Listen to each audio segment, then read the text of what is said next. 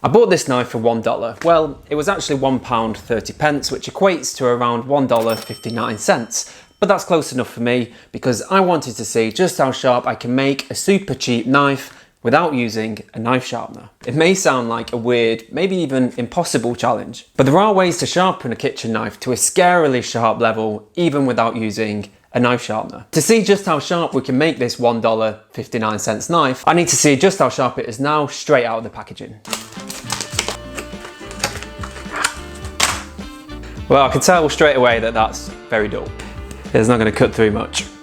A quick test of the sharpness tester gives it an average reading of 220. But what the heck does that even mean? Well, it equates to this region on the best scale of sharpness, 220 putting it into the new high-end cutlery edge. But that makes it sound a lot sharper than it really is. I found this scale to be pretty generous, and actually that's one of the worst knives that I've ever tested straight out of the packaging. Because when you actually use it to cut through anything tough, it's quite hard work. You have to use more of a sawing action to break through it, and it just isn't very smooth, but hey, it works. It's a usable knife. But it's a long way from being razor sharp, and that's where I want to get it to. I want to take this knife from here at 220 to here, below 100, which would equal the sharpness of a shaving razor.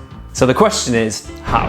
Well, here's the world's quickest sharpening lesson. If you rub a hard abrasive material against a softer material, the hard abrasive material will wear away and remove the soft material. And if you do that at an angle, you create a sharp edge. That's basically how all sharpening works. You use a harder material to remove the old edge of the blade with all its imperfections and reveal a new uniform sharp edge. So all we have to do is find a household product that's made from a harder material than steel and is slightly abrasive.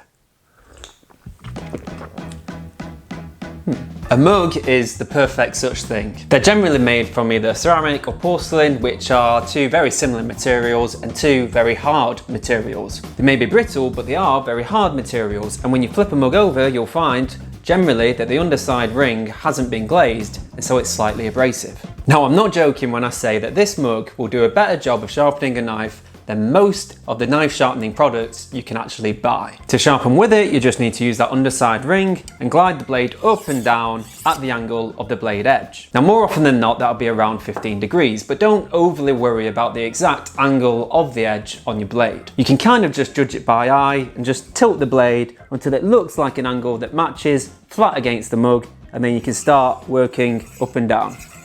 Then you want to try and do this process an equal number of times on each side of the knife for obvious reasons. Now, depending on how dull your knife is to begin with, this shouldn't generally take more than 5 to 10 minutes to start getting a really nice sharp edge to the knife. You'll also start to see the ceramic on the mug getting visibly stained by the steel that's being removed, so you know that it's working. The mug's slipping around a little bit, so I put this towel underneath just to keep it in place. That lets me use two hands just to angle the knife correctly.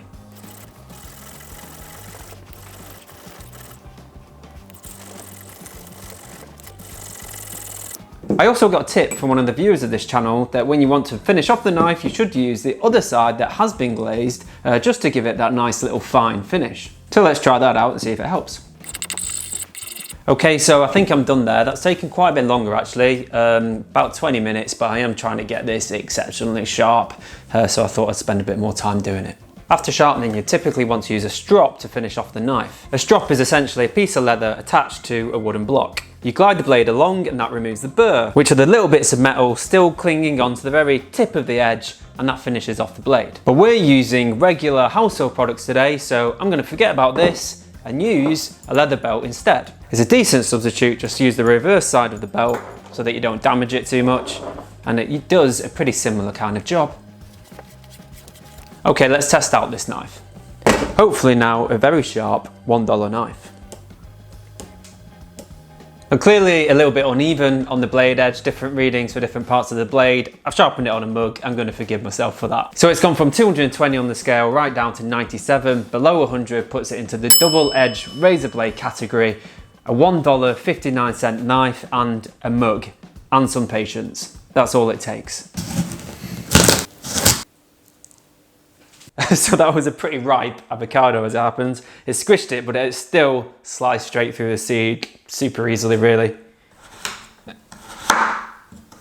Cutting through those, no problem at all. Then we go back to our large veg here. We tried to cut up this butternut squash before. It went through, but it's a bit of a challenge. Let's try it again now. That's slicing through way easier, straight away.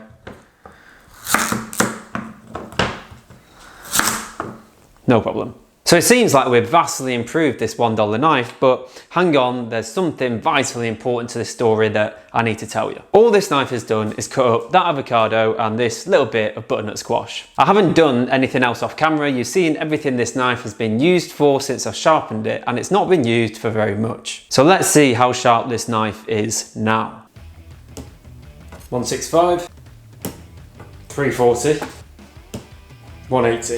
So a little bit of variance there, but it now has an average sharpness of 228. This basically now has the same level of sharpness as the start of the video, and I've just spent 20 minutes sharpening it. And that brings me on to an extremely vital point. You can sharpen basically any knife to make it as sharp as a brand new high-end kitchen knife. But how long it stays sharp will depend on the quality of the steel. Cheap knives like this use cheap steel, and therefore the steel is very, very soft. That means it goes dull really quickly. It just can't hold a sharp edge for very long. So whilst you can use very simple techniques to make knives razor sharp, just know that if it's a cheap knife, it won't stay shaving sharp for very long, no matter how well it's been sharpened.